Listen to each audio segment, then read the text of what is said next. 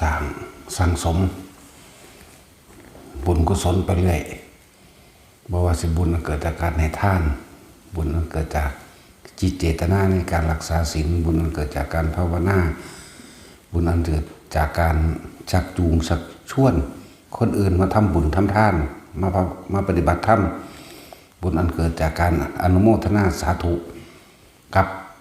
คนอื่นที่เขาให้ทานที่เขาทำบุญจุดใดกระซังนั่นแหละบุญอันเกิดจากการบูชาพระพุทธเจ้าทูปาระหะบูชาคือการ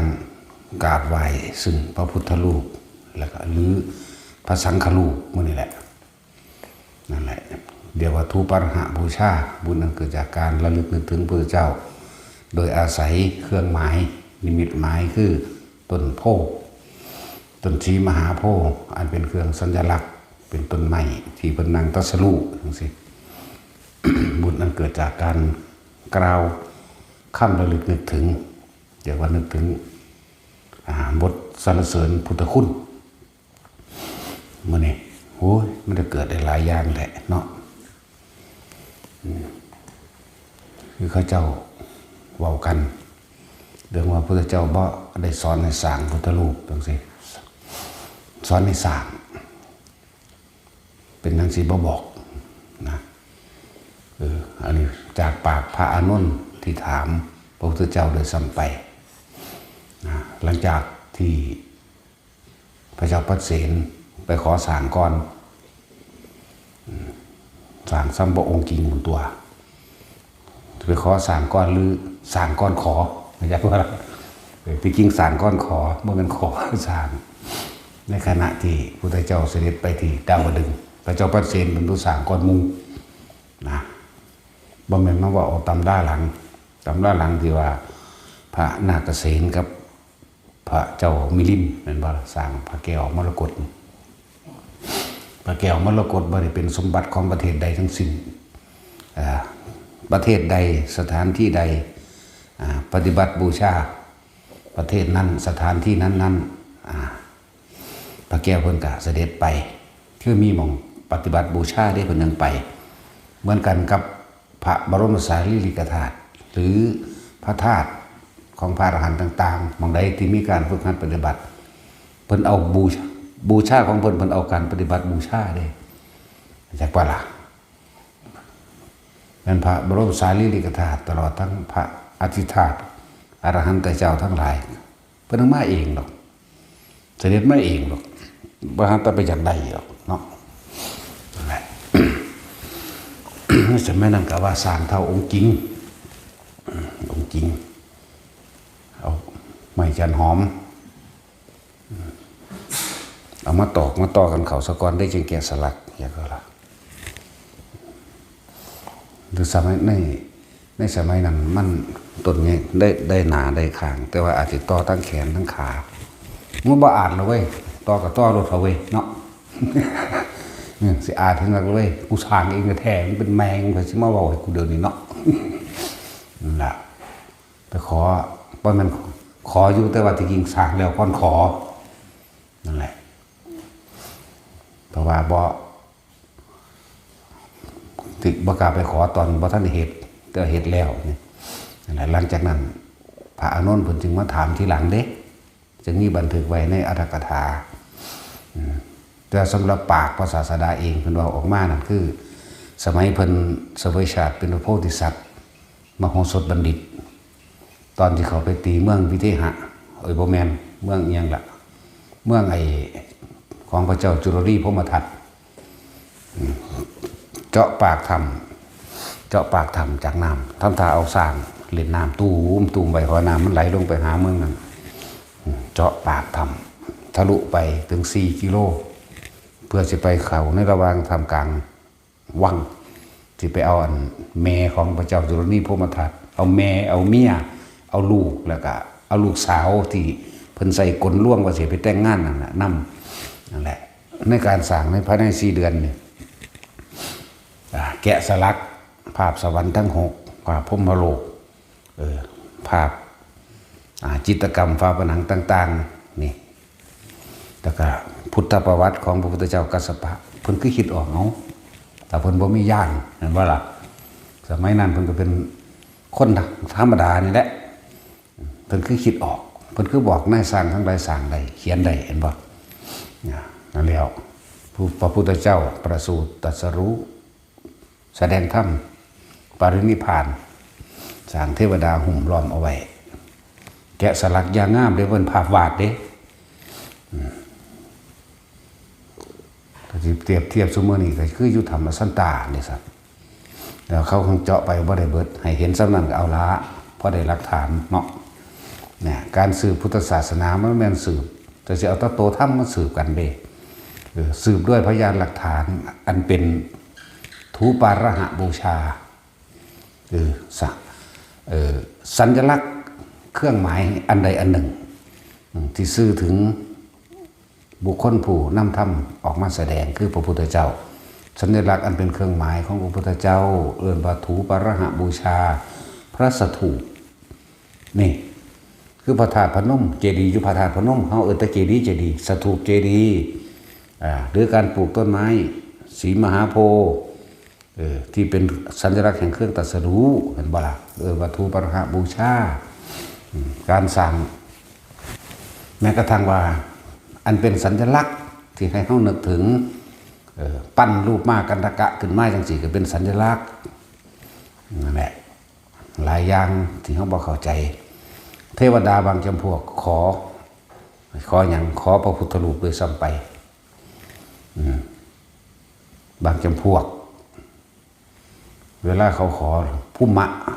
แต่บอกพวกคนท่านพวกภูมะนั่นนะภูมะเทวดาหรือคนท่านแหละแล้วก็ลุกขะเทวดาเมื่อเขาอยากเปลี่ยนภพเปลี่ยนภูมินั่นนะเขาก็มาขอเอาตรงๆนี่แหละขอให้สร้างอันนั้นนี่ให้ได้บ่นะถ้าก็ผิดหน้าใครควรเบิ่งแล้วเคยทำบุญทำบาปมานำกันบ่อ๋อเคยผู้อื่นเฮ็ดให้ได้บ่ได้เว้นจากเฮาล่ะผู้เดียวเท่านั้นนอกนั้นผู้อื่นเฮ็ดบ่ได้พอเขาลงใจกับเฮาเข้าใจบ่ล่ะ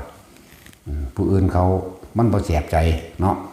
ก็เฮ็ดให้จังซี่นะเขาก็ยินดีอนุโมทนาสาธุนำเขาก็ได้รูปกายที่เต็มบริบูรณ์อาการครบ32หูก็บ่หนวกตาก็บ่บอดคือครบสมบูรณ์เลยล่ะเขาก็โมทนาสาธุนำเป็นการสืบศาสนาเรียกเอิ้นว่าสัญลักษณ์มันบ่แม่นสืบแต่คำสอนอย่างเดียวที่พวกคัดค้านบอกว่าแม่นกันวาดรูปเอาอยู่ไหมวาดรูปไผซั่นวาดรูปเจ้าของบ่แม่นว่าล่ะมานะทิฏฐิมันได้เบาแล้วมันได้วาแล้วมันบ่ยอมรับแม่นบ่ล่ะมันบ่ลงมันบ่ถิ่มตัวนั้นออกก็เลยวาดเอาวัดใดเดี๋ยวนี้บ่มีรูปพระพุทธเจ้าแม่นว่าซั่นหม่องใดบ่มีเดี๋ยวนี้นั่น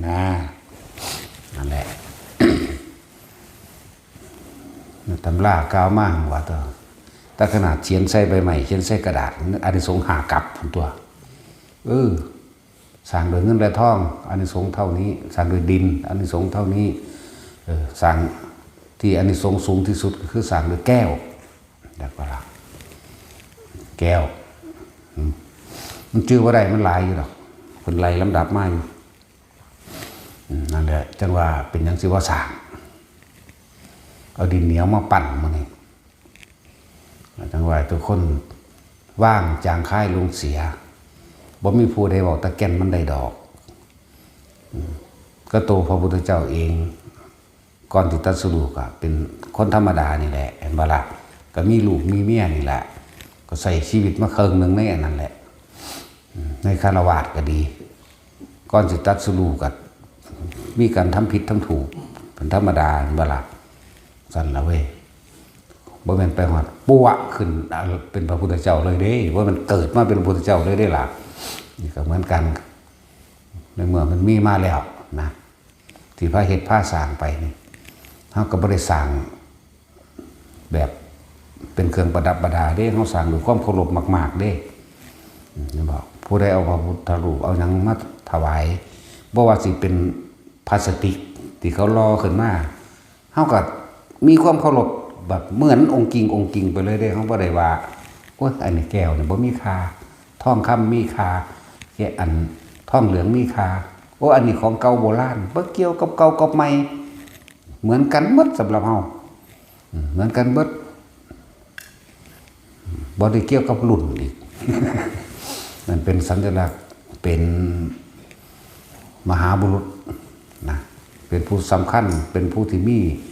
คุณสูงสุดของโลกของจักรวาลของในภพทั้งสามบ่มียังสิมีค่ายิ่งกว่านั้นถ้าเว้าเรื่องบุคคลดอกมันบ่ล่ะบ่มียังสิมีค่าสมมุติเจ้าหรอกทางก็บ่แม่นว่าสร้างเป็นเครื่องประดับประดากาดเกลื่อนแล้วก็บ่แม่นว่าเฮาได้เที่ยวสร้างแต่พระพุทธรูปแม่โอ้ยสิสร้างพุทธรูปสร้างไว้เจ้าของเป็นเองโดยตัวซั่นสิปิดบังแม่มันหยังเนาะสะอ่อนอีหยังเป็นเนื้อเป็นหนังเป็นเอ็นเป็นกระดูกเป็นจิตเป็นวิญญาณขึ้นมาสร้างเพื่อหัวใจของขึ้นมานี่ล่ะสิเป็นหยังเงินพระพุทธเจ้าเฮาในสมัยเสวยชาติโพธิสัตว์บางชาติเป็นคนทุกข์คนยากเป็นคนเผาทานขายด้วยเกิดไม่ในระหว่างปลายสมัยของพระพุทธเจ้าองค์ใดองค์หนึ่งพระพุทธรูปที่ฮักที่ห่างเนี่ยไผสร้างพระพุทธรูปที่ฮักที่ห่างที่พันลงมาแล้วมันเพิ่นก็ยังไปบูรณะขึ้นเฮ็ดใหม่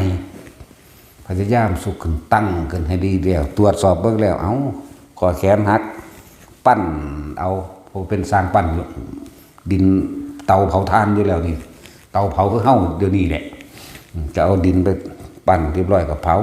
จนได้เนื้อแล้วก็เอาไปเชื่อมใส่กันจะเอาดินแหละเฮ็ดปลาเนี่ยทั้งสั้นนี่อีกศาสตร์นึงในอีกศาสตร์นึงก็สั่งนิ้วมือนิ้วซี่หักนิ้วซี่นี่ขาดออกก็ไปวัดแล้วก็เอาดินเผานี่อีกศาสตร์นึงก็ว่าเอาดินนั่นแหละไปต่อนิ้วมือนั่นน่ะเฮ็ดให้เสมอกันแล้วก็บูชาไว้สวดนมัตถุพุทธานังนมัตถุโพธิญาณนะโมวิมุตตานังนะโมวิมุตติญาณก็คักนี่แล้วทั้งสั้นแล้วก็พระคาถาอันเป็นความเคารพนอบน้อมอันนี้บ่ฮู้ว่าเกิดขึ้นตั้งยามใดมันไกลเกินมันไกลเกินนี่แหละมันเป็นเรื่องที่ไกลสมัยเพิ่นมาเกิดเสวยชาติเป็นนกนุ่งทองเลยซั่นคนคือว่าได้อยู่ซั่นนั่นบ่ล่ะผู้ใดเป็นผู้ว่าซั่นแต่นกนุ่งทองตะกอนมูบัดนี้มาเป็นพระโคดมพระแห้งแล้วเพิ่นก็ยังไปเอาอดีตนิทานของเพิ่นเองเด้ล่ะนิทานแปลว่าเรื่องเล่าสืบต่อกันมาตามความเป็นจริงเด้บ่แม่นนิทานแต่งขึ้นเด้เข้าใจบ่ล่ะจังไปเว้าเรื่องว่าในอดีตชาติเราตถาคตเสวยชาติเป็นโพธิสัตว์ในกาลครั้งหนึ่งที่เมืองพาราณสีเนี่ยได้เกิดเป็นนกยุงทองนะเป็นทั้งสั้นตัวแล้วเพิ่นก็เล่าย้อนหลังไปอีกก่อนที่เป็นนกยุงทองเป็นอย่างเป็นกษัตริย์อยู่ในเมืองนั้นเป็นผู้ตั้งเมืองพาราณสีนั่นเป็นปูของปูอันพวกในเมืองไปจับเอานกยุงทองมากินมันตัวนั้นล่ะนะเพราะน่ะแล้วก็นั้นเพิ่นไปใส่อีกนะแน่ถ้าที่ไล่แล้วมันจบบ่เป็นแต่ว่าอันใดที่มันเป็นประโยชน์เฮ็ดไปโลดมันบ่เฮ็ดให้ผู้ใดตายดอกเนาะในเมื่อว่าบุคคลผู้ใดผู้หนึ่งบ่ข้อขาดบาดตายบ่เสียชีวิตบ่ทรัพย์สินเฮ็ดไปเถอะนะเหมือนกันแหละกับคำสอนใครก็ช่างถ้าเป็นไปในการแห่งความตรัสรู้ตามความเป็นจริงบรรลุธรรมถึงพระนิพพานบ่ต้องไปบายเบียงว่าเป็นคำสอนคนนั้นคนนี้เพราะนั่นคือธรรมเหมือนกัน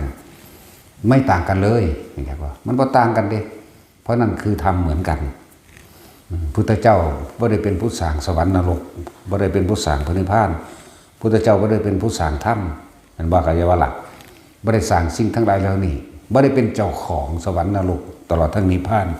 แต่ว่าพระองค์ตรัสรู้เห็น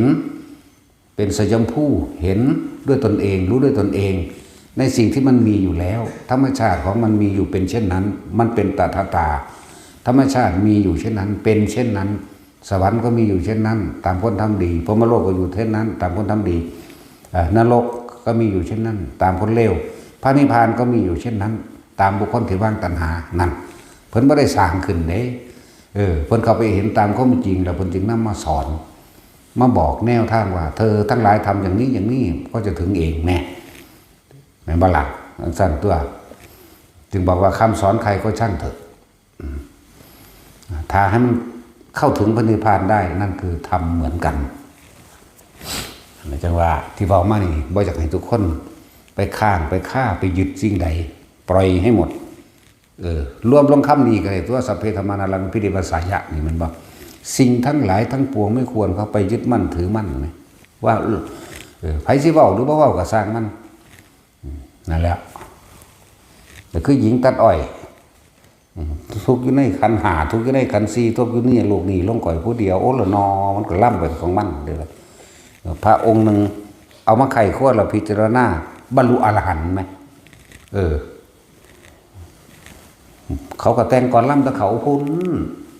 นั่นบ้าล่ะจริงๆเขาก็ได้ยินได้ฟังมาจากหมอล่ำที่ล่ำถึงคำสอนพุทธเจ้าล่ะคือเฮาสุเมื่อนี้แม่นบ้าล่ะ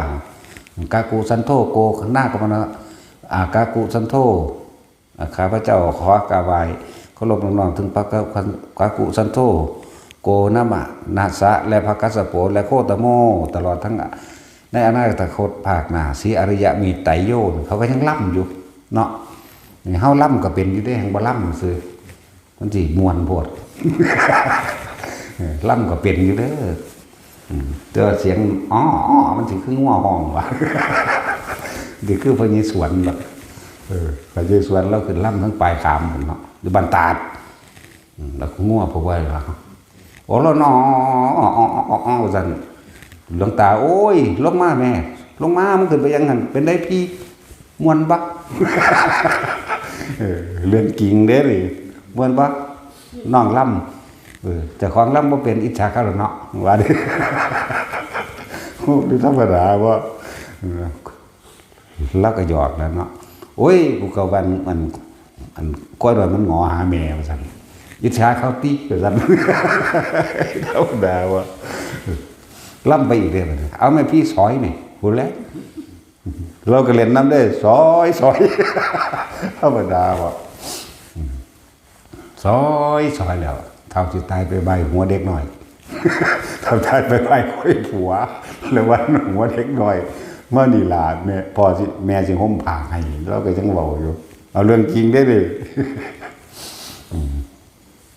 เท่าจิตตายไปใบค่อยผัวว่าระวันหัวเด็กหน่อยเอ้าเมื่อนี่หลานแม่จะห่มผ้าให้นี่ก็สวยสั่นสั่นแล้วในกระสร้างทอคำพูดของใครก็ตามถ้ามันทำให้เราเข้าถึงที่สุดแห่งพระนิพพานได้ไม่ได้ต่างกันคือทำเหมือนกันที่ว่ามาอยากให้ทุกคนละความเห็นละความยึดถือต่างๆอันใดก็ตามเพราะพุทธเจ้าห้องตรัสรู้ธรรมชาติตามความเป็นจริงไม่ได้ไปเอาของไผ่มาแต่ว่าเป็นผู้ไปคุณพบคุณพอกฎแห่งธรรมชาติตาธรรมชาติเป็นแบบนั้นของมันเองคนทำดีก็จำได้ดีเป็นธรรมชาติของมันคนทำเร็วเป็นไปตามเร็วโดยธรรมชาติของมันคนว่างตัณหาก็เป็นเข้าสู่พระนิพพานก็เป็นธรรมชาติของมันเป็นเช่นนั้นของมันเองตานั่นแหละเป็นถึงใส่แท่งคำว่าตถาคตนะบางสั้น มีการสร้างพุทธรูปสร้างมานานแล้วเขาก็ต้องสืบพยานหลักฐานโดยวัตถุเงินบละเมื่อสืบพยานหลักฐานโดยวัตถุสืบพยานหลักฐานโดยการจารึกเข้าสู่ในวัตถุนั้นแต่บ่มีสิ่งเหล่านี้เขากับบ่ฮู้ละแต่ว่าพอสร้างเป็นนั่นกันวาดเอาอยู่ไหมเนาะจังว่าให้ทุกคนที่บ่ให้เขาไปยึดติดก็ที่สร้างหรือว่าสร้างก็ถึงในปัจจุบันนี้เขาก็เอาทำคำสอนนั่นแหละเหมือนกันแหละแต่พระพุทธเจ้าพอใส่ผ่ากาสาวพัดให้เขาเป็นตัวอย่างเขาก็บ่ฮู้จักวิธีใส่คือกันเด้เนาะการรูปร่างหน้าตาบุคคลผู้นั้นจักเป็นจังไดก็ในบันทึกพุทธลักษณะอยู่เด้แต่เราทั้งอนุปยัญชนะ80เหมือนบ่ล่ะพุทธลักษณะเป็นจังไดคิ้ว ดำแบบนั้นแบบนี้ตากลมดำแบบนี้แบบเขียวนินยังก็ว่าไปปากแบบนี้หูแบบนี้หูยาวเพราะพระพุทธองค์ฟังแต่สิ่งที่เป็นสัมมาทิฏฐิมีลิ้นที่ยาวสามารถเลี่ยทำความสะอาดใบหน้าได้ถึงเลี่ยบนถึงปลายคิ้วปลายผมบนใดยุนาภาเลี่ยรอบใบหน้าได้จนถึงใบหูนั่นสิเพราะพระพุทธองค์พูดแต่สิ่งที่เป็นสัมมาทิฏฐิมันมีเหตุแห่งการใดมากหมดนั่นแหละมีแขนยาวโดย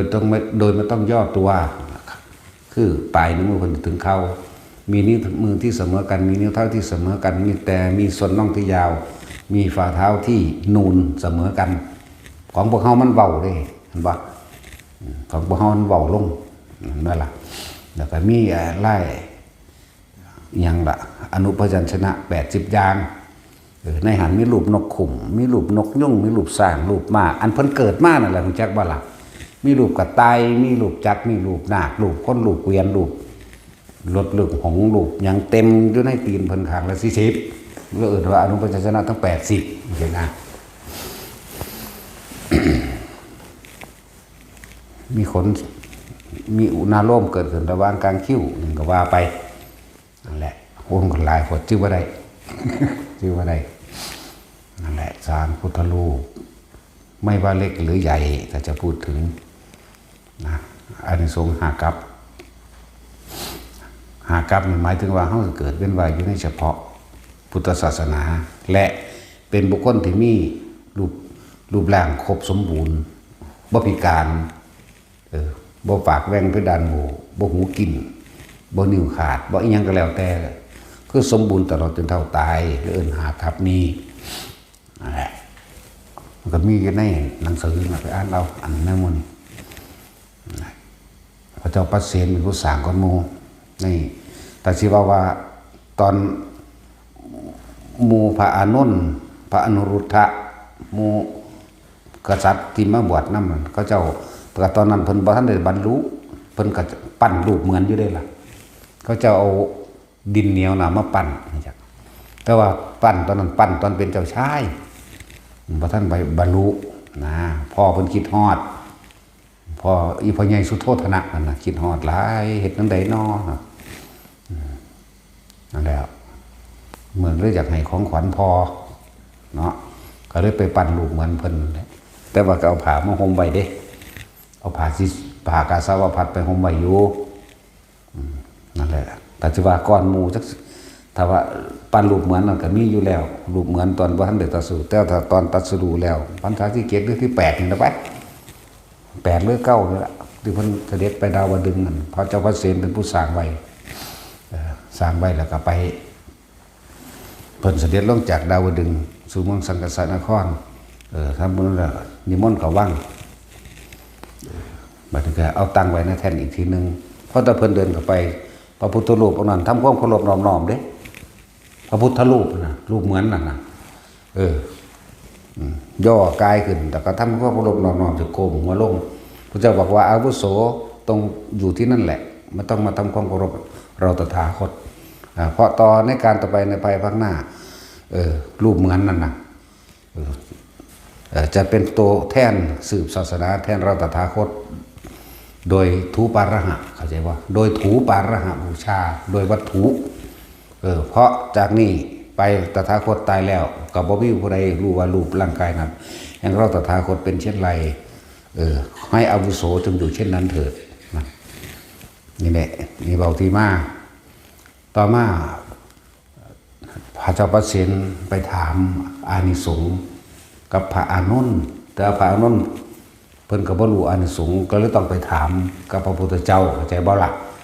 ก็มันก็ยังมีเอวเมสุตังเอกังสัมยังภควาก็มีมาอยู่ไทยชื่อว่าเป็นคำแต่งใหม่หรือแต่งเก่าก็สร้างเขาเข้าใจบ่ล่ะก่อนพระพุทธเจ้าสิเกิดเป็นเสวยชาติเป็นโพธิสัตว์ก็สร้างมาอยู่ตลอดเดี๋ยวว่าล่ะนั่นแหละที่เด่นชัดเลยคือพระมโหสถเต็มเลยอันนี้ตั้งแต่วันจุติจิตพุ่นเพิ่นเขียนสลักเอาไว้นะบ่ล่ะนั่นแหละวันจุติจิตแม่ฝันว่าจังซี่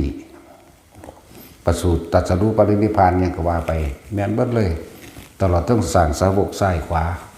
หลายยาวเด้4 กิโลแม่อันเพิ่นวาดไว้แม่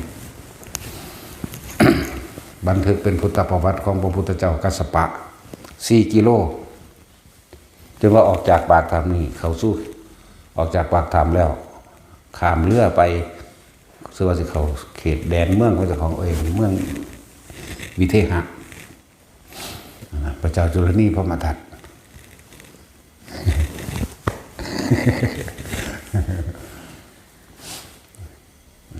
ในสมัยนี้คือชัดเจนดังนั้นกับพวกเข้าบ่ค่อยได้อ่านมันก็มีในพระไตรปิฎกทั้งเบิดนั่นแหละมันมีศาสตร์ละเล็กละหน่อยอย่างสินะบางที่ศาสตร์ที่เป็นปั่นนิ้วมือนิ้วสี่หลังจากนั้นละกะไปเกิดเป็นพระอินทร์อยู่36 ครั้ง36 ชีวิตแต่ก็จังมาเกิดเป็นเจ้าฟ้ามหากษัตริย์ที่เป็นคือข้องรากโดยบ่ได้เป็นเมืองขึ้นของไผอีกอยู่ถึงพันศาสตร์เป็นเด้เวลาขาดศึกศัตรูเขามาต่อสู้เอาในมือสี่ซื้อกับลมเลยนะนั่นแหละไปหาอันเอาที่จะบอกไปหาอันเอาไม่มีผู้ใดมันจักคนหรอกจักสิบอกใครบอกเจ้าของนี่แหละบอกเจ้าของนี่แหละไปทบทวนเอาของเขาอ่านตัดอายุ10 บท 13 ปีเป็นเนียน13 ปีอ่านแล้วอ่านอีกอ่านแล้วอ่านอีกอ่านพระไตรปิฎกนั่นแหละ13 14 15 16 17 18 19สึกนั่นแหละเรื่องสั้นอ่านเรื่องสั้นอ่านหลายแบบเพราะมันอ่านแต่ของสอธรรมภักดีแต่ว่ามักของสอธรรมภักดีแล้วก็มาอ่านของพวกจุฬาอ่านของพวกมกุฏก็เลยหัวอันนี้ตัดออกอันนี้เพิ่มเขายังก็ว่าไปนั่นแหละแล้วเขาจะมาถอดแล้วก็ไปศึกษาของหลวงพ่อพุทธทาสพุทธวจนะที่เป็นเรียกว่าพุทธโคตเฉพาะคำสอนพุทธเจ้าแบบนี้คำสาวกแบบนี้ก็ว่าไปเขาจะหูจักแยกออกมาได้นะนั่นแหละหรือบางครั้งก็ว่าเพิ่นว่าอภิธรรมบ่สำคัญบ่แม่นบ่มนุษย์นี่บ่เข้าใจดอกเพราะว่าการเทศอภิธรรม7นั่นบ่ได้เทศอยู่เมืองมนุษย์เทศอยู่เทวดาเทศอยู่ดาวดึงส์แม่เพิ่นอยู่ดุสิตแต่ว่าดาวดึงส์ถ้าสิพูดถึงว่าเป็นเมืองหลวงของเทวดาของไอ้สวรรค์ทั้ง6ชั้นกามาพัชรสวรรค์นี่6ชั้นดาวดึงส์จุฬามณีนี่เป็นศูนย์ร่วมเวลาสิทำบุญทำทานวันพระวันหยังก็แล้วแต่เถิดถ้ามีภิกษุผู้ทรงฤทธิ์นะบางองค์ขึ้นไปเทศนาก็จะสิร่วมมาฟังก็บ่ได้มาทั้งเบิดดอกเพราะมันก็เป็นธรรมดา ผู้เคยทำบุญทำกรรมรวมกันหรือผู้ต้องการสร้างบารมีของต่อไปในข้างบนก็มาฟังเลื่อนขั้นเป็นสั้นต่อไปก็ได้เอาจากยุดาวดึงส์ขึ้นยามาก็ได้ขึ้นดุสิตก็ได้ขึ้นนิมมาก็ได้หรือขึ้นไปทางพรหมก็ได้แล้วก็หรือบรรลุไปเลยแม่คุณก็ได้นั่นแหละคือคนเฮาเดี๋ยวนี้แหละคือคนเฮานั่นแหละไม่ได้ต่างกันเพราะกับสัตว์เหมือนกันนั่นแหละแต่ว่าพวกที่ได้สั่งสมแล้วจากเมืองมนุษย์เนี่ยพวกนี้เขาก็เลยต้องเอาสมบัติเก่าของเขาต่อกันพวกบ่มีคำว่าสุตตะนี่มยะปัญญานี่การได้ยินได้ฟังทำให้ก่อเกิดปัญญาถึงแม้ว่าเฮาสิรู้เฮาบ่ทันได้บรรลุตายไปพอดีไปขึ้นสวรรค์ใดมีพระอรหันตเจ้าผู้ทรงฤทธิ์ขึ้นไปแสดงธรรมเฮาก็ไปต่อเฮาขึ้นสั้นต่อไปได้เด้ขึ้นสั้นต่อไปได้บางองค์กับบรรลุเลยแม้นสิยุจาตุมก็สร้างบรรลุอรหันต์เลยเพียงเป็นบ่เลยก็ได้อยู่สั้นใดก็สร้างบรรลุไปเลยก็มีนะแต่ว่าขอให้ทุกคนได้ในขณะนี้ซะก่อนได้ในขณะเป็นมนุษย์เท่านี้แหละ นั่นแหละตอนเพิ่นเทศบทกุศลธรรมาขึ้นซื่อนะว่าบทนี้ เทศ7 วันบรรลุอรหันต์เท่านี้โสดาเท่านี้สกิทาคาเท่านี้เห็นไหมล่ะบทมหาสติปัฏฐานเนี่ยบรรลุหลายกว่าหมู่บรรลุหลายกว่าหมู่พระปุคราบัญญัติเทศอยู่6 วันบรรลุเท่านี้โสดาเท่านี้สกิทาคาเท่านี้อรหันต์เท่านี้สรุปแล้วคือหาประมาณไม่ได้เทศอะไรเทศนานที่สุดก็คือมหาสติปัฏฐานนั่นแหละเทศนานที่สุด14 มื้อสินะบรรลุเท่านี้เท่านี้เท่านี้ก็ไล่ไปนั่นแหละบอกมนุษย์เลยบ่ได้เข้าใจปันใดในความละเอียดนี่ตาพระสาวกเพิ่นเลยพ่อได้จดจารึกบันทึกเอาไว้อยู่พ่อได้เป็นเข้าเป็นมุ่นให้ซื่อๆนะบ่แม่นว่าบ่จำเป็นแต่ว่าบ่จำเป็นสิว่ามันยังเหตุปัจจโยอารัมมณปัจจโยอธิปัจจโยกับบัจจของกันว่าอยู่เนาะตำหนิจักน้อยหังบ่ศูนย์หรอกตำหนิอยู่แต่ว่าตำหนิเพื่อโดยธรรมนั่นแหละทางบ่ได้ศูนย์ดอกต่างฝ่ายต่างสืบมาของไผของมันก็สืบกันบ่เต็มทั้งเบิดดอกแม่นบ่ล่ะก็มาสืบนี่คือหมายถึงสืบศาสนาสืบแนวทางของพุทธะสืบศาสนาพุทธสืบแนวทางสืบวิชาสืบความรู้พระสาวกก็ยังเป็นผู้เลิศคนละอย่างแม่นบ่ล่ะบ่ซั่นสิว่าเอตทัคคะบ่เอตทัคคะเลิศคนละอย่างกันพระบางองค์ก็เลิศทั้งการทรงฌานพระบางองค์ก็เลิศทั้งการเข้าฌานพระบางอื่นก็เลิศ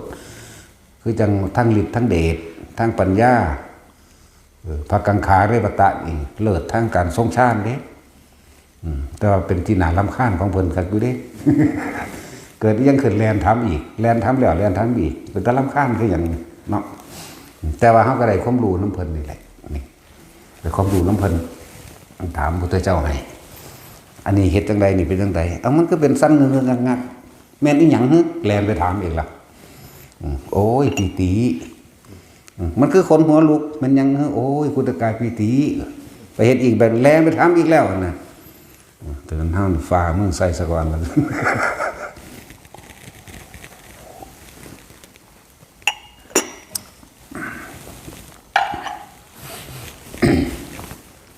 นี่พูดถึงว่าให้ทุกคนว่างเกี่ยวกับว่า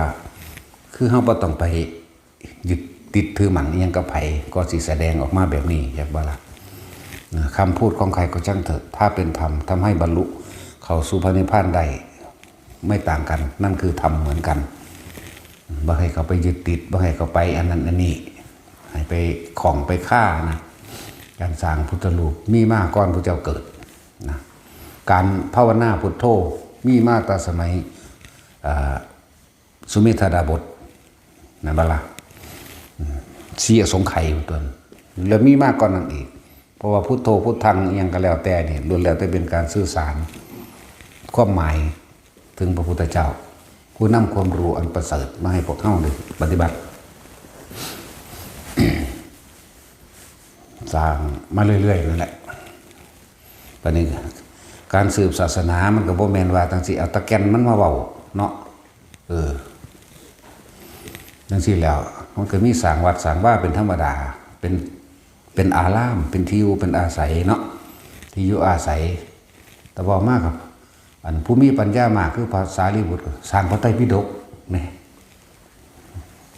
จนกระเฮ็ดหนังสือพระไตรปิฎกกันในสมัยศาสตร์พระอนุมัติสีแน่พระยังแน่หลายอยู่หรอกเบิ่งกันว่าตาสร้างแต่ยกตัวอย่างมาผู้เดียวผู้อื่นก็สร้างคือกันนั่นแหละเนาะหังยกมาผู้เดียวไปยกเบิดกันมันก็สิตัวได้ล้านก็ทำมาขันแล้วแต่สำนี้ก็ยังอ่านบ่ได้อยู่บ่แล้วอยู่บวชก็มาอยู่ในทำเฮาเบิ่นอ่านจบจากคนละบ่พระเฮาก็เลยเนาะจบจากองค์ละบุภาษาแขแหล่ซะในตู้ทำนองนั้นนั่นว่าล่ะฉบับสีแดงๆมันเดียวกันสอทำหำดีไม่ร้อยเลยอันสีน้ำตาลใหม่นั่น80 เล่มสีฟ้าเนี่ย45 เล่มแน่มีทุกฉบับได้ยังนี่นั่นว่าล่ะหางสิอ่านได้เท่าใดนะนั่นแหละแต่หาอ่านเบิดทุกฉบับแล้วหางพ่อแม่อ่านอยู่ในนี่ก็อ่านอยู่หางบ่แม่นได้เบิดเพราะเฮาอ่านมาก่อนนั้นแล้วตั้งแต่พูนวัดสุวรรณวาสก็ แล้วไปคนไปเอามาที่ละเล่มจบแล้วก็เอาไปเน็บไว้ก็เอาเล่มนี้เจ้าว่าเน็บเล่มนี้ไปเลยว่าแม่นแค่นั้นเด้เป็นตลอดอันอยู่ตลอดตุละ5 ปีกว่าๆบ่พอหากว่าๆเป็นเน้นน่ะมันศึกษาตลอดบ่แม่นแค่อ่านเด้บัดนี้อันของเล่นที่ว่าแก้วมาเล่นคนใดก้อนนั้นแต่เป็นเน้นพุ่นเด้อันเล่นบางสิก็คือพวกกันว่ามันคือโยกคักแท้มันคือสั้นคักแท้คือบักเว้นมันถามมึงอยู่ผู้เดียวมึงก็เอาแม่งเต็มที่โลดนะก็ยังว่าอยู่กูก็เฮ็ดก้อนนั้นอีกตัวว่ะนี่แนวถาดถาวายเข่านี่เห็นบ่นี่เป็นล้อนี่เอาเองเอาขึ้นมานั่งจับไว้มันก็หมุนควงลวงขวาขาอยู่ผู้เดียวตัวบังคับมันแล่นต่ำพุ่นต่ำพี่ก็เฮ็ดได้เบิดตัวภาษาซ้ำนี่ก็ยังว่าเฮ็ดเล่นเฮ็ดฝึกโอ้ยมันม่วนคือจังได๋เฮ็ดเอาเองอยู่ผู้เดียวนี่เฮี้ยวอยู่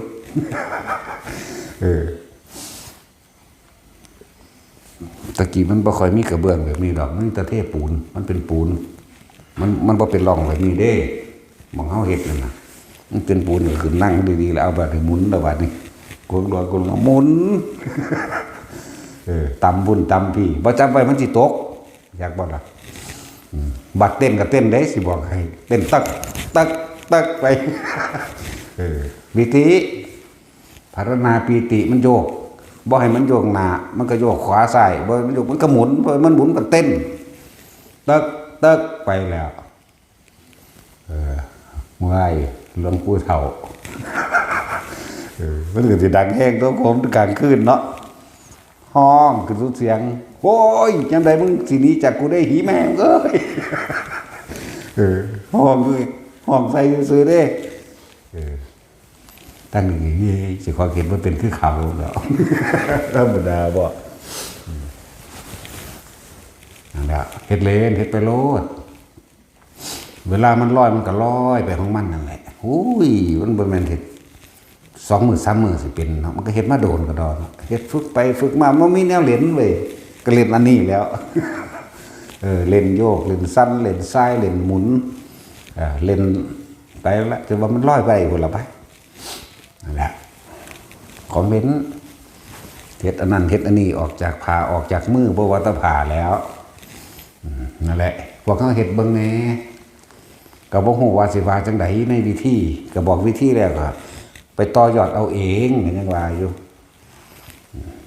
บ่ก็บ่ฮู้ว่ามันออกมาได้จังไดคือกันนั่นแหละอธิบายบ่ได้มันออกจากผ่าก็อธิบายบ่ได้บ่ว่าหินบ่ว่าแม้กระทั่งเอาหนังสือนี่ส่งไปให้อีกผู้นึงเฮ็ดได้ทีเดียวเฮ็ดฮู้แล้วสำนั้นแล้วก็บ่เฮ็ดอีกเฮาเอาหนังสือนั่นน่ะหนังสือวิสุทธิมรรคนี่แหละพับใส่กับคมใบซื่อๆนึกเล่นๆซื่อๆได้ล่ะหนังสือไปหาผู้นี้ว่าซั่นเอามือคมไปซื่อๆบึบลงอีหลีหนังสือไปผ่ายังพุ่นตกต่อหน้าเขาพุ่นเป๊ะลงต่อหน้าเขาพุ่นเอาได้อีหลีนั่นเด้อได้ก็ได้แต่ตัวอธิบายบ่ได้คือกันนะแล้วเฮ็ดไปเฮ็ดมากันไปค่ำๆอยู่ในห้องนั่นแหละอยู่ในประตูนั่นแหละพิงข้างๆวามออกมาทางนอกได้เฉยไหมธรรมดาบอกก็บ่เข้าใจคือกันมันออกมาได้จังไดแต่มันเข้าบ่ได้ที่มันหลอกทางในไว้หลอกทางในไว้เนาะค่ำๆคือเฮาพิงมันทะเนิงอยู่ซื่อๆนี่แหละมันต้องวามออกมาโลดมันสิไปเข้าใจมันออกมาได้จังไดตั้งแต่ของออกเอาเองเป็นเอาเองก็ยังงงดูแม่มึงบาดนี่กูสิเข้าไปได้จังไดก็งัดตาต่างก็เติงเอาเดินมาทางเอางัดออกก่อนก็บกโง่เบิดแล้วก็เฮ็ดเอาไว้แล้วเจอหลวงปู่เฒ่าเด้อโอ้โหคุยอยู่จังได๋อีแหวงสิหนีจังได๋อีแหวงสิหนีอยู่ว่าซื่อๆดอกนั่นแหละหลายแบบสิว่าสิเป็นจังซั่นได้สิว่าสิเข้าใจได้ก็เล่นอยู่บ่แห้งเด้เล่นเด้บ่แม่นเอาจริงเรียกว่านี่เฮ็ดเล่นๆเฮ้อันนั้นอันนี้บัดสิเข้าก็เข้าได้วามได้คือกันเสือกใครอยู่ถ้าเขามันไปล็อกประตูเรียกว่า คือเขาล็อกประตูกุญแจไว้คือกัน มันจะเข้าใครแน่ว่ามันแกะหน้าต่างออกมาได้ซื่อๆตัวทั้งสั้นแล้วใครแน่ปอกตั้งหน้าต่างตีบริสูงนะหน้าต่างก็พอดีเพียงหนึ่งตรงหลักนั่นแหละหลายอย่างที่เฮ็ดเล่นมาเด้อบ่ซั่นสิบอกให้พากันเล่นเนาะไปเว้าเลยอย่าใครพูดทำเลยเสียเวลาคือเขาเว้าโอ้กูบ่เห็นว่าอันผู้เว้านั่นเดินจงกรมทำมาดีหรือส่งลมอยู่ตลอดบนมือเบิดเว้น2ซอกดอกเว้ยเนาะไผเว้าก็สร้างเว้าด่าแมงเบิดนั่นแหละบ่ได้สอนดอกเว้ยเห็นว่าสิส่งอยู่ในลมตลอด24ชั่วโมงเอายืนเดินนอนอยู่กับลมเอาจะไปทำอย่างอื่นเอาเว้ามาแม่เจ้าก็กินข้าวมึงจับลมอยู่บ่วะเนาะบอกว่าแม่นั่นผู้เพิ่นบรรลุแล้วเพิ่นบ่เว้าเด้นั่นแหละเพิ่นบ่เว้าดอกมันเป็นเครื่องอยู่พระเจ้าเฮาก็สอนให้พวกเฮามีเครื่องอยู่อยู่มั้ยเรียกว่าวิหารธรรมมั้ยบางคนก็อยู่ในปฐมฌานทุติยฌานตติยฌานจตุตฌานแล้วก็อรูปฌานในอากาสานัญจายตนะฌานอากินจัญญานังวิญญาณัญจายตนะมั่งอากินจัญญายตนะมั่งนั่นนี่วะสัญญาณสัญญายตนะมั่งเขาจะก็อยู่ของเกี่ยวเข้าออกสลับเล่นเป็นตั้ง4น่ะนั่นแหละคือภาคกังขาเรียวตะเพิ่นก็เลยเป็นผู้ชินชำนาญในการเข้าออกในการส่งเข้าออกและส่งนั่นแหละในรูปฌาน4อรูปฌาน4สมาบัติ8ของตัวนั้นของเพิ่น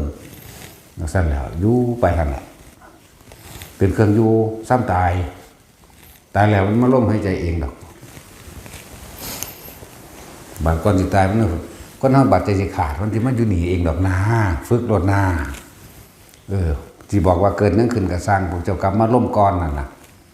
บาดสิตายคนมันเคยฝึกแล้วมันยอมรับมันทำใจแล้วแม่นบ่ทันได้ชินชำนาญก็สร้างมันสิคว้าใส่ไผคิดถึงไผซอยเฮาบ่ได้มันกลับมาล้มเองดอกนาขอให้ฝึกไว้เป็นแนวทางเถอะฝึกไว้แล้วพูดถึงว่าการสืบพุทธศาสนาการสืบแนวทางของผู้รู้โดยธรรมะการสืบธรรมะบ่ได้ว่าทูปาระหะบูชาบุญอันเกิดจากการทูปาระหะบูชาบางคนเกิดมาบ่เคยเห็นแม้กระทั่งเรียกว่าอันตรธานแห่งพุทธศาสนาคืออันตรธานของศาสนาของพระพุทธเจ้ากัสสปะจังสิบ่มีพระสงฆ์จักองค์แต่ว่าล่ะบ่มีเลยแต่คนนั้นก่อนที่ตายไปนึกถึงต้นโพเห็นบ่เนี่ยต้นโพเป็นเครื่องตรัสรู้ของพระพุทธเจ้าตายไปสวรรค์ใดทั้งสี่แล้วตอนนี้ผู้นี้ก็ไปกราบพระสถูปเจดีย์นั่นทูปาระหะบูชานึกถึงสตุเจดีย์อันนี้ยินเขาว่าเป็นสถานที่บรรจุกระดูกพระพุทธเจ้าตัวตายไปสวรรค์บ่ว่าจะเป็นของพระสงฆ์บ่ว่าจะเป็นของพระพุทธเจ้าเด้อบัดนี้พระพุทธรูปนั่นแหละก็เป็นทูปาระหะบูชาเดียวกันนั่นแหละบ่เคยเห็นตัวจริงนะก็ไปไหว้พอดีตายซ้ำก็ไปสวรรค์แน่มันทำให้เกิดความสงบเย็นภายในตัวเองความสงบเย็นอันเกิดจากการเคารพนอบน้อม คือการระลึกนึกถึงอย่างสิไหวเขาจะบอกเรื่องนั่งนั้นเมื่อนั้นเป็นมือเวียนเทียนในสมัยของพุทธเจ้ากัสสปะแม่บอกเราเป็นสาวหน่อยเราหาก็ได้16 ปีนั่นแหละพ่อกับแม่หวงบ่อยากให้ไปวัดน้ำพ่อกับแม่พูดจะพากันไปเวียนเทียนบอกง่ายๆจะไปเวียนเทียนในสมัยของพุทธเจ้ากัสสปะนั่นแหละนั่งดิอยากไปทั้งที่ตั้งใจไว้แล้วเนี่ยถือดอกไม้ไว้แล้วเนี่ยอาการปิติพระอุปงคาปิติเกิดขึ้นทำให้กายนั้นลอยไปถึงก้อนพ่อแม่เจ้าของอีกพุ่นไปมันไปค่อยๆลงของมันเองอยู่ต่อหน้าต่อตาพระสถูปเจดีย์พุ่นนั่นแหละองค์พระอุปงคาปิติทำให้กายนั้นลอยขึ้นลอยไป ไปเลยแล้วก็เกิดความปราบปลื้มปิตินิ่งอยู่ของเราแต่หอดแม่ไปถึงแล้วเอ้าเจ้ามาได้จังใดอีหลาท่านหนูก็บ่รู้เพื่อกันเกิดความขนลุกขนพองสยองเก่าน้ำตาไหลเกิดขึ้นกายร่างกายนี่ก็ลอยไปเลยลอยออกทางหน้าต่างกันจนว่ามาถึงตรงนี้ก็เลยมากราบไหว้อยู่นี่มาหอดก่อนพ่อแม่อีกนั่นแหละจังสั้นก็มีนั่นแหละเกิดจากการฝึกขึ้นก็มีแต่ว่าของเพิ่นนั้นมันเป็นเองของมันบ่ได้ฝึกบ่ได้หัดอย่างดอกแต่ว่าเราอยากไปเราตั้งใจไว้แล้วเราไปเรียนงัวอยู่พุ่นนั่งนั่นแหละหลายอย่างเด้อสะสมไปพวกเขาสะสมไปมันบ่เห็นอย่างเดียวดอกนายังไปก็ดีทางพุทธรูปมีอานิสงส์เราผู้สร้างพุทธรูปผู้แรกรูปเหมือนพระพุทธเจ้าพระเจ้าปัสเสนส่วนนั้นนี่มาสร้างในพศประมาณ500นึงดอกอันเรื่องพระแก้วแต่ก่อนนั้นเขาเจ้าสร้างพระพุทธรูปแกะสลักบ้านใดเคยเห็นบ่ไผก็ดีแกะสลักใหม่ก็เก่านั่นน่ะนั่นแหละต้นแบบตัวอย่างมันมีมาแล้วเฮาสิเห็นน้ำหอเจ้าบ้านมั่งเฮาสิเห็นน้ำหอพระพุทธตามบ้านหรือในวัดเก่าๆนั่นแหละที่เขาเจ้าแกะสลักรูปไม้นั่นนะเขาเจ้าแกะบ่งามดอกหัวยาวๆเติงๆหัวกะปุ้มกะปั๊มยังก็ว่าไปกะฝีมือบ่ดีบ่งามก็สร้างดอกแต่พี่มองมันงามคือใจพี่ตอนเฮ็ดปอกๆขึ้นนั่นน่ะตอนจิตใจสิระลึกถึงคุณของเพิ่นหรือบุคคลผู้นำผู้ทำออกมาที่พี่ได้มองมันได้บุญบางพี่ได้ปอกแต่ว่าอาศัยวัตถุนั้นเป็นเครื่องสื่อสารถึงคือเฮาเอาดอกไม้ไปบูชานั่นแหละคือบ่ห้ามแม่ซั่นเนาะเพิ่นก็บ่กินดอกไม้ก็เลยคือเฮาเอาน้ำหอมไปสิทธิ์ใส่องค์พระธาตุเจดีย์หรือไปอาบสงน้ำพระหรือพวกเฮาพากันเฮ็ดอยู่เดี๋ยวนี้นั่นบ่ล่ะ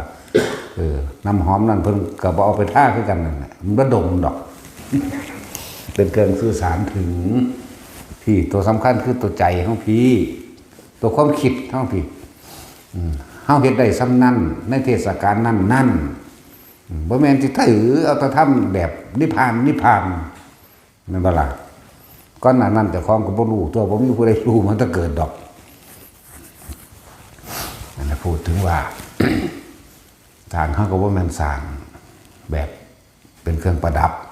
เฮาบ่แม่นโดยบ่มีเหตุมีเหตุนะมีดอกจังสร้างแต่ขอมากก็สร้างให้เนาะเป็นจังซั่นอย่างชำระหนี้สงฆ์จังซี่แล้วก็มองได้ก็สร้างที่เฮาสร้างธรณีสงฆ์ถ้าบ่มีแผ่นดินก็บ่มีหยังตั้งอยู่ได้เห็นบ่ล่ะแล้วเพิ่นเอิ้นว่าวิหารทานกันร่วมแล้วบ่ว่าเจ้าสิทานหยังมากก็สร้างถ้าจะบอกเรื่องทานตั้งสัตว์เดรัจฉานเกิดเป็นคนมีอยู่มีกินถึง100ศาสตร์ก็คือไปให้เดรัจฉานอานิสงส์100ให้คนบ่ดีมีอานิสงส์ 1,000 ให้คนดีมีศีลมีอานิสงส์ 10,000 เห็นป่ะให้คนทรงฌานมีอานิสงส์100,000 โกฏให้โสดามีอานิสงส์ประมาณไม่ได้100,000 โกฏก็มันสิประมาณได้อยู่บ่เด้อนี่คนทรงฌานก็เลยถ้าเทียบในสมัยตะกี้ว่าฤาษีขี้ไผทั้งหลายผู้มันได้ฌานเห็นบ่ล่ะนั่นแหละให้พระโสดาสกิทาคานาคาจนถึงอรหันต์ถึงพระพุทธเจ้าแม้น100 ครั้งก็สู้สังฆทานครั้งเดียวไม่ได้ก็ว่าอีกได้บัดอ้าวบัดนี้สังฆทาน100 ครั้งก็สู้วิหารทานครั้งเดียวไม่ได้มันเป็นจังได๋ซั่นก็เลยว่าถ้าบ่มีแผ่นดินอยู่มันก็บ่มีหยังเป็นที่รองรับได้นั่นแหละทีนี้เฮาสร้างแผ่นดินแล้วเฮาก็สร้างคนนำตัวเนาะสร้างคนตัวบัดนี้คือเฮาสร้างวัดนี่เฮาก็ต้องได้แผ่นดินก่อนเด้อเฮาจังมาอยู่ได้เนาะนะครับได้แผ่นดินนี้ไว้แล้วนี่เป็นธรณีแห่งหมู่สงฆ์ไว้เป็นประโยชน์แห่งคนส่วนรวมแล้วเขาก็ต้องเอาพระพุทธรูปมาไว้เป็นสัญลักษณ์ว่านี่แผ่นดินนี้สถานที่นี้วัดนี้พระสงฆ์นี้เกิดขึ้นเพราะมีพระพุทธเจ้าเห็นปะนั่นแหละถึงว่าบ่แม่นโดยอำนาจบารมีบารมีอย่างเฮาดอกสถานที่แห่งนี้เกิดขึ้นได้เพราะว่าพระพุทธเจ้า วัดใดเลยบ่มีพระพุทธรูปแต่ว่าบ่มีอีหลีมันก็ยังวาดเอาอยู่ไหมเนาะ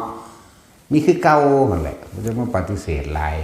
ทิ่มซะออกซะตัวนั้นยอมรับมันแล้วก็ทิ่มไปซะบ่เห็นว่าสิมีประโยชน์อีหยังในการไปขัดไปขวางไปข้างไปฆ่ามันบ่ล่ะนั่นแหละว่าบางพวกข้างว่าสร้างพุทธรูปเป็นบาปเท่าไม่ดินตัวแสดงว่าพระเจ้าแผ่นดินนี่เป็นบาปอย่างหนักเพิ่นมีเงินหลายเพิ่นสร้างได้หลายเนาะคือบ่กล้าว่าผู้แล้วโอ้เมื่อนั้นก็ว่าไว้กษัตริย์องค์ใดบ่สร้างแล้วนี่ในพุทธศาสนานี่เห็นบ่ล่ะแสดงว่าพระเจ้าอโศกก็บาปหลายคือกันเนาะเพิ่นสร้าง 84,000 หมดเลยว่าธรรมดาเด้โอ้คือสิให้ละบาปหลายแท้นั่นแหละพวกบ่เห็นจริงอยู่เป็นซั่นจังว่าอย่าไปคัดค้านเด้อบ่ได้สร้างเกี่ยวกับสิ่งเหล่านี้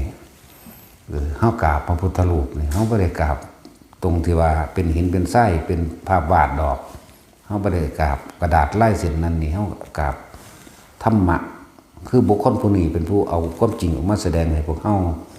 ได้เกิดดวงตาเห็นธรรมได้เห็นความจริงได้เดินตามบ่ล่ะ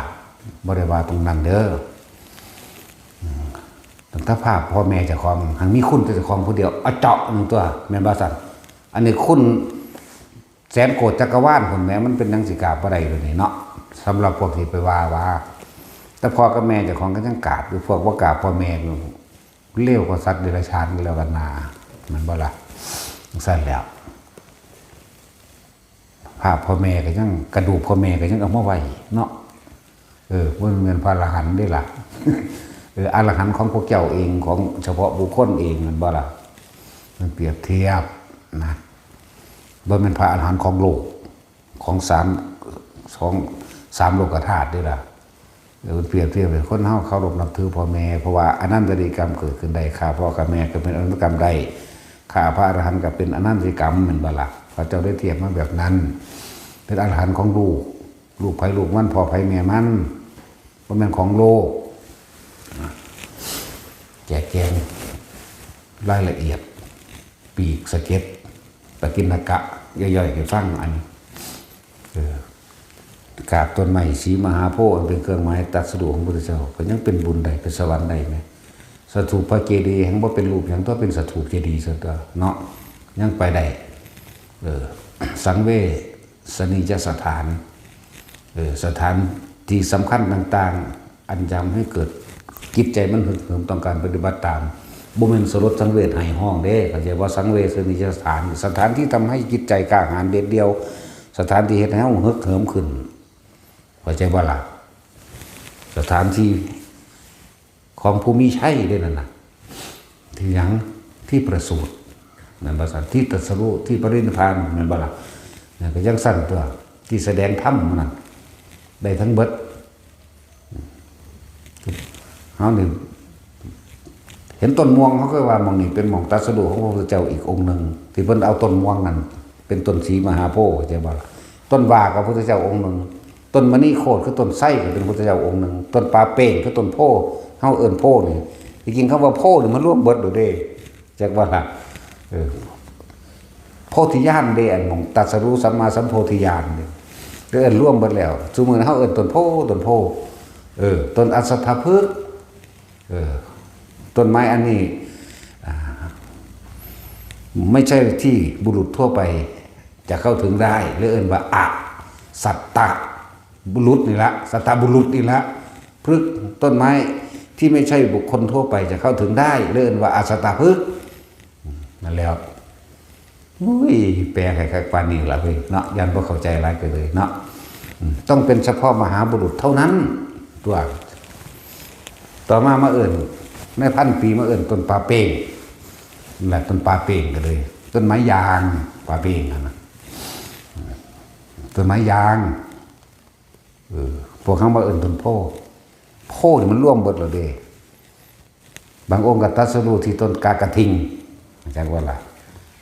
ก็เฮาปลูกอยู่นี่ต้นกากระทิงก็ดีบางองค์ก็ตรัสรู้ที่ต้นไผ่ใหญ่บางองค์ก็ตรัสรู้ที่ต้นไม้จำปาต้นแคฝอยต้นสึก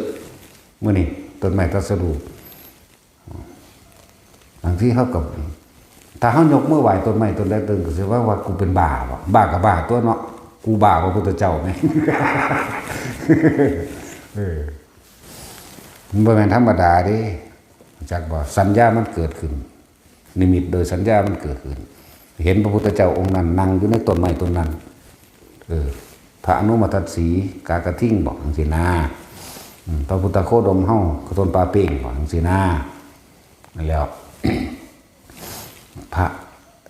พระปทุมจังซี่ต้นกากระทิ่งจังซี่ลูกนึงต้นไผ่ใหญ่มั่งต้นลกฟ้านี่ก็มีเห็นบ่ล่ะต้นแค่ฝอยต้นลกฟ้าต้นช้างน้าวมื้อนี้ต้นสึกไผ่ใหญ่ต้นมะม่วงต้นประดู่นี่เรียกว่าต้นโพทั้งเบิดเลยว่านี่พวกเขาเอิ่นว่าโพเขาแต่เขาเข้าใจว่าอันนี้คือต้นโพเด้อันที่พวกเขาเห็นซุมือนี่ตั้งแต่มือแยกเริ่มก็บ่ผิดดอกเพราะว่าโพธิญาณต้นไม้ที่สำเร็จสัมมาสัมโพธิญาณอย่างกระสร้างพวกเขาไปทำความดีอันใดก็ตามโมทนาเบิดฟังดอนน้อมของมาสู่ตนตัวเองติดขัดมองใดก็แก้ไขตนเองตรงที่นั่นคนเฮาเป็นธรรมดาที่บ่เคยทำผิดบ่มีเนาะความผิดนี่ไผก็บ่ต้องการแม่นบ่ล่ะบ่มีไผต้องการแต่ว่าผิดแล้วก็แก้ไขตนเองนะให้โอกาส2 ครั้งสำหรับเฮาหมายถึงสถานที่เฮานี่ให้โอกาส2 ครั้งครั้งที่3ไม่มีแต่ถ้าให้โอกาสดูหลายมันเกิดกลายเป็นสันดานไม่ดีจะเอาไว้ทำไมก็จะว่าล่ะให้โอกาส2 ครั้งในความทำผิดครั้งที่3ไม่มีนะไล่หนีจังซี่แหละไล่หนีเพราะว่าความรักความเมตตาเด้บ่แม่นไล่หนีเพราะรังเกียจเด้เนาะถ้ามึงอยู่โดนมึงสิบาปหลายเรียกบ่ที่เฮาไล่หนีก็เหมือนกับด่านี่ล่ะนะว่าพวกแก้วด่าพวกแก้วศูนย์ได้จังด่าเนาะตาดูนตาแดงขึ้นนั่นบ่ซั่นเฮาบ่ได้ศูนย์บ่ได้ตาดูนตาแดงแต่ว่าด่าแมงแล้วลูกเขาอีแตกหมาเลยบ่ได้ศูนย์เพิ่มขึ้นคือพวกแก้วเด้พวกแก้วศูนย์ขึ้นจนสั่นได้จังด่าแบบนี้เนาะเฮานี่เป็นธรรมชาติมันหนาด่าก็ด่าแมงบ่ได้นั่นแหละหลายอย่างที่นำมาเว้าให้ฟังเรียกปกิณกะธรรมสัพเพเหระแต่งสั้นล่ะเนี่ยพวกเจ้าบ่เคยได้ยินได้ฟังเนาะแต่พวกเจ้าได้ยินได้ฟังก็สมัญญาสุบสิบอิจฉากันตั้งเป็นหมู่เป็นโกกันเนาะแล้วจังบอกแล้วถ้าผู้ใดสิเว้าพื้นกันอยากว่าคนไม่นินทาผู้อื่นไม่มีในโลกเด้อบ่เป็นนัตถินินทาอนันทิโตคนไม่นินทาผู้อื่นไม่มีในโลกเด้ก็จะว่านี่บ่แม่นว่าคนไม่ถูกนินทาไม่มีในโลกอุ้ยเว้าว่าเจ้าของดีหลายเถาะเนาะบ่คือเจ้าของดีนี่เห็นว่าคนไม่นินทาผู้อื่นไม่มีในโลกหรอกโดยเฉพาะกูนี่แหละให้ว่าจังซี่บาดนี้เด้อนัตถินินทาอนันทิโตคนไม่นินทาผู้อื่นกูไม่นินทาผู้อื่นไม่มีบางที่กูไม่เคยนินทาไม่มีเลยกูนินทาตลอดล้วนเรื่องสั้นตัวคือพวกเข้าอยู่ในกันนี่อยู่น้ำกันให้ฮักกันจะแตกแยกสามัคคีกันหากผู้ใดผู้หนึ่งชักสูงชักส่วนกันนินทาผู้นั้นผู้นี้ในคณะในหมู่คณะนี่เขาจะว่านี่เศร้าอย่าเว้าเจ้ามาหยังแต่ว่าเจ้ามาหยังเจ้ามาจับผิดผู้นั้นบอกจับถือผู้นี้บอกด้อยค่าคนนั้นให้ค่าคนนี้บอกอะไรจังว่าถามตัวเองเด้อผู้ใดเว้าพื้นกันเอาไปมาเนี่ย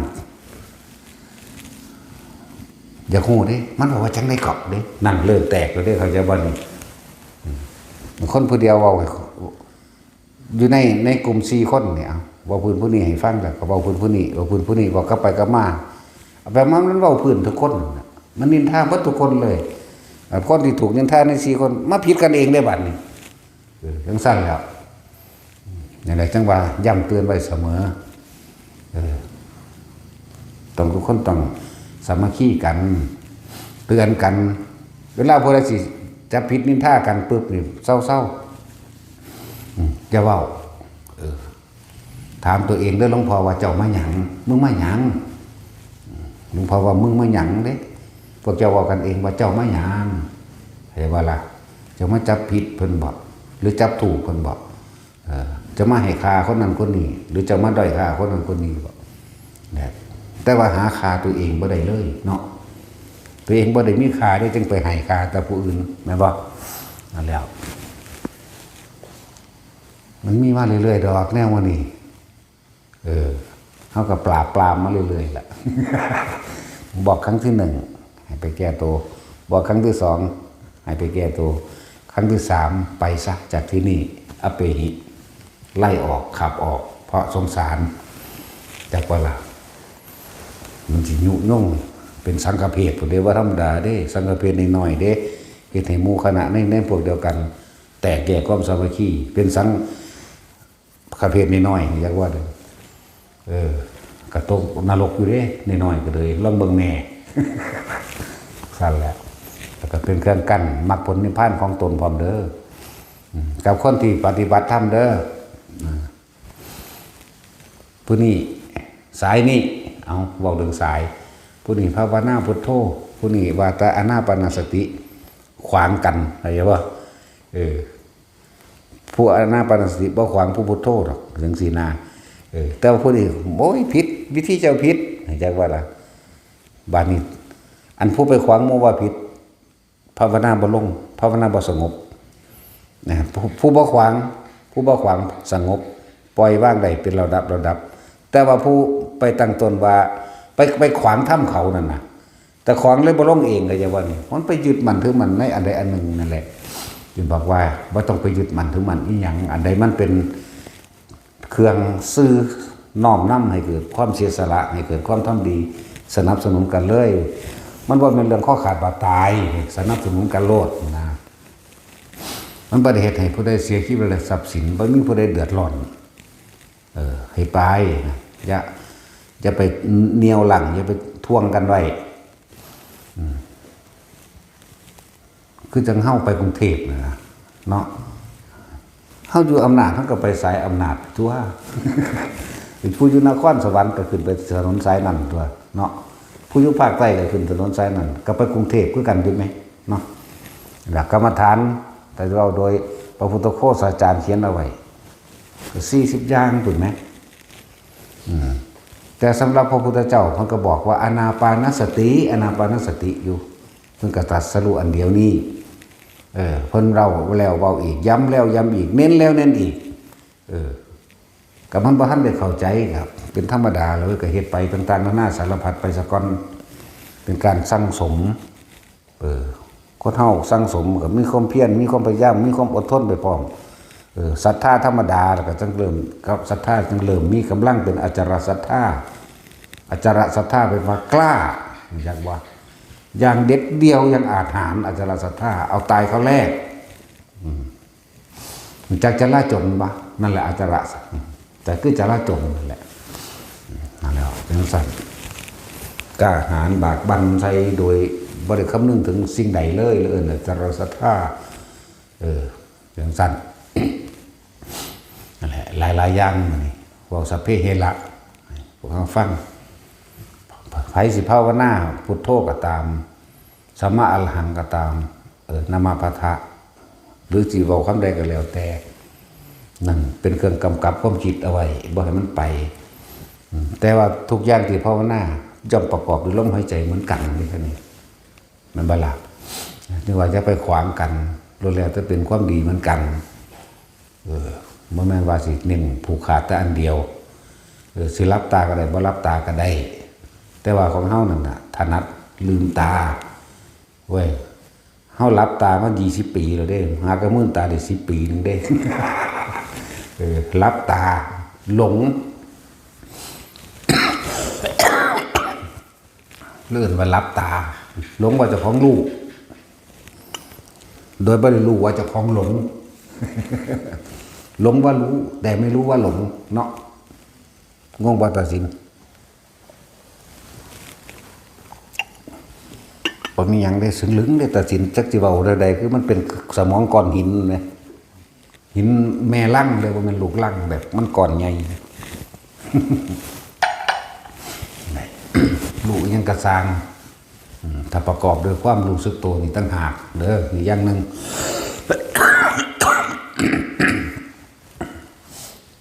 พวกเขาเฮ็ดไป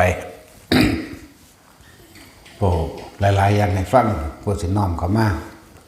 แต่ว่าในสถานที่ของเขาเองในหมู่คณะทั้งเบิดบ่ว่าพระภิกษุสงฆ์มื้อนี้ถ้าสิเว้าเพิ่นกันสิเว้าให้กันเอาพระวินัยขึ้นมาเว้ากัน บ่ได้ให้เอาความเห็นตัวเว้า พวกเขาอยู่ได้เพราะว่าหยังอยู่นี่เฮาบ่มีระเบียบเฮาบ่ได้ตั้งกฎหลวงพ่อนี่บ่มีกฎมันจักว่ากฎระเบียบบ่แม่นกฎไปทุดงกฎทุดงก็บ่มีเพราะว่าเขาขอไปเบิดแล้วผู้ละสิ้นผู้ละอันสีกเอาโอ้ยจังมันจะเอาไปหาแหมมหยังเนาะมันว่ากูขังอะไรบ่ขังทั้งใดไปบิณฑบาตเหยียบก้อนหินซะกูก็โยกลงอยู่ มันเจ็บอยากว่าล่ะ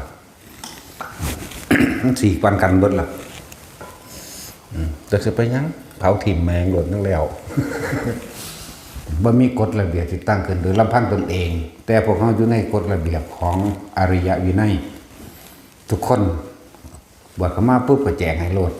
บ่ให้แต่หลวงปู่ไหวแล้วอ่านบ่ได้ให้หมู่บอกเอาให้แล้วว่าล่ะหลวงปู่ไหวนั่นน่ะแล้วอ่านหนังสือบ่ออกแต่ว่ารัดนับเลขกับทอนเงินถือปึ๊ด บ่ว่าสิเป็นสตางค์กับกระถือ นะเรียนลูกไงจบปริญญาเบิดนะ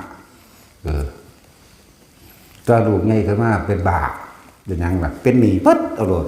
ปานนั้นว่าเรียนสูงพอบ่ได้เรียนหนังสือลูกเรียนจบปริญญาไงขึ้นมาฮะได้การงานที่ดีสบาย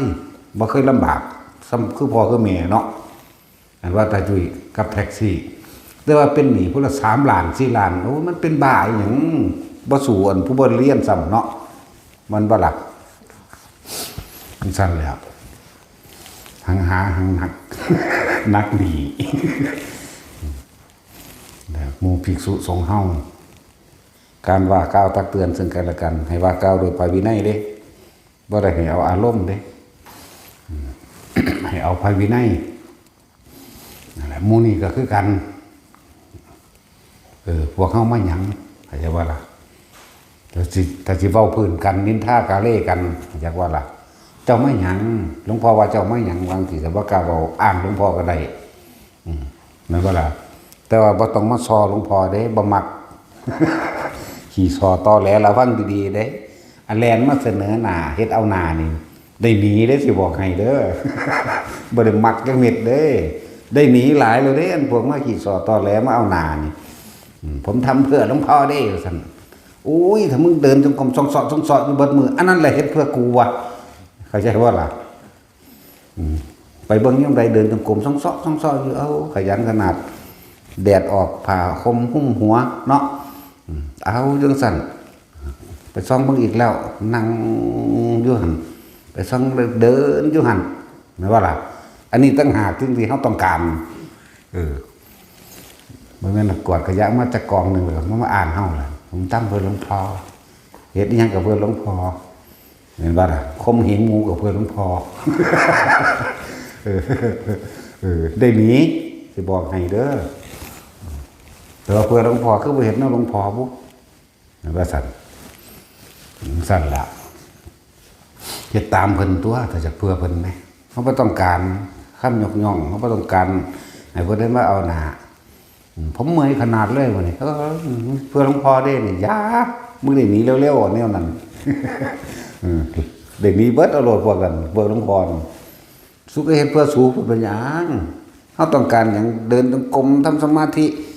ยืนเดินนั่งนอนอยู่แต่กับธรรมอย่างเดียวนี่แหละบ่ต้องมาบอกจักเบิดนั่นแหละเนาะอยู่ป่ายังบ่จักหลวงวิธีเราก็ยังหาวิธีอื่นอ่างม่วนมาก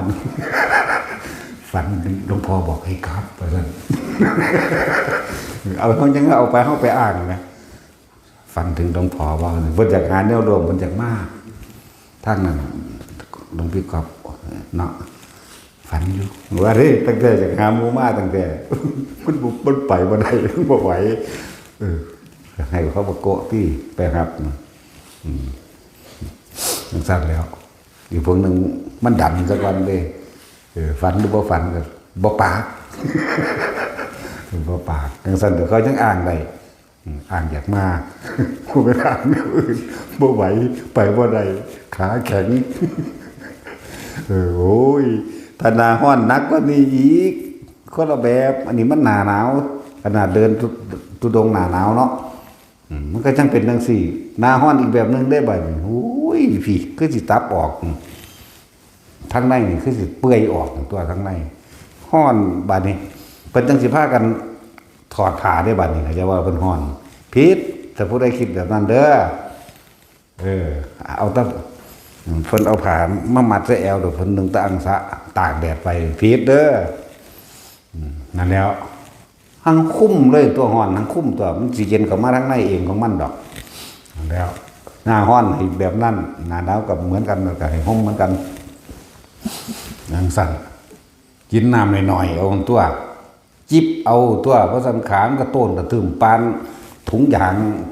ใส่น้ำไม่ได้ขายมันธรรมดาเด้โอ้ยมันเคยเป็นมาก่อนถึงบอกเป็นทุกคนว่าแม่นว่าเป็นนั่นแหละพอเพิ่นหิวน้ำที่น้ำเย็นๆเพิ่นสิสแตกบอกหลายๆได้เอือกคือเขาได้วันที่แหลกมันพากันแบกน้ำอยู่ได้มันแบกเนาะเฮ็ดไปมันหนักดีโยนถิ่มไปเลยนี่ธรรมดาบ่หน้าร้อนก็จังนึงหน้าหนาวก็จังนึงนะเพราะคนมักหน้าหนาวบัดนี้ย่างก็สบายพอดีย่างบ่หยุดแล้วหน้าร้อนก็แต่เฮาปรับได้แล้วร้อนหรือหนาวบ่อาจสามารถเฮ็ดอันตรายเฮาได้ดอกร้อนหรือหนาวไม่อาจสามารถทำอันตรายเราได้ดอกเข้าใจว่าล่ะบ่เฮ็ดหยังเฮาได้บ่มีอิทธิพลหยังกับเฮาหน้าร้อนเฮาคุ้มผ้าซั่นตัวแต่บ่ล่ะคุ้มผ้าคุ้มใดนี่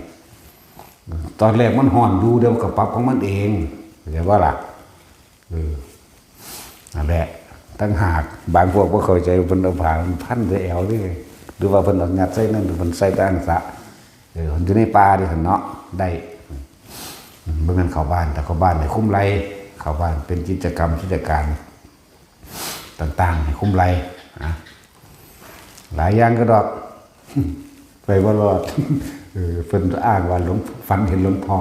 แสดงว่าหลวงพ่อให้กลับเพิ่นว่าแต่มันไปบ่รอด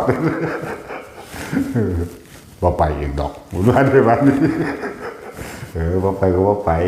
ก็บอกแต่ที่แรกแล้วตัวว่าบ่ต้องไปดอกบ่ให้ไปผมอยากไปเด้อซั่นคุ้มขออยากไปเด้บ่ต้องไปดอกอยู่นี่แหละซั่นอยากไปหาประสบการณ์นำเขาว่าเด้เดือนเดียวโอ้ยขี้หิดขี้กากเป็นส่วนกันมาที่เพิ่นจะถามแล้วก็ผู้บักกอบนะฝันเห็นหลวงพ่อว่าเธออยากหาแนวรวมจากมาเพื่อได้อ่านแต่ว่าผู้เดียวก็บ่ได้เสียหนาต้องหาแนวรวมตัวไปแล้วยังซีบ่ยังงั้นแม็กเจมเนาะไปคนนั้นจังน้อยมันสิฝันเห็นหลวงพ่อบ่ทำนะถ้าฝันเห็นหลวงพ่อเดี๋ยวบักโกมึงไปหาเขาเด้ฝันเห็นหลวงพ่อยังได้ยากบักโกโลดบักโกไปครับปุ่นมุกดาหารสกลปุ่นนั่นแหละหาประสบการณ์ไปคือว่านั่นแหละดีอยู่ดอกก็ได้ไปเห็นครูบาอาจารย์หลายองค์พากันขึ้นไปหากราบหลวงพ่อคันชิดเพิ่นจังซี่หลวงพ่อคันชิดจักกันอยู่ดอกนะวัดดอยต้องไปเจดีตั้งนานนั่นแหละตั้งนานแล้วล่ะเพิ่นสิจื้อเฮาได้บ่พูดแล้วเนาะนั่นก็บ่จื้อดอกแต่ว่าถ้าเห็นจังจื้อดิจังจำเด้แต่บ่เห็นกันแล้วไปเลยแต่ก็เว้าถึงอยู่แต่ว่าผู้ใดอยู่ทั้งพุ่นทั้งมุกดาหารผู้ไม่ห้าวผู้ไม่ห่วงหรอกเนาะผู้ไม่ห้าวสื่อเพิ่นสื่ออัดอันนั้น ก็แวะเขาไปฝึกหัดปฏิบัติน้ำเปิ่นนั่นแหละได้พระดีองค์หนึ่งก็เลยบดีแตะเฮ้านี่แหละ ได้แตะคนเนาะสมาทาน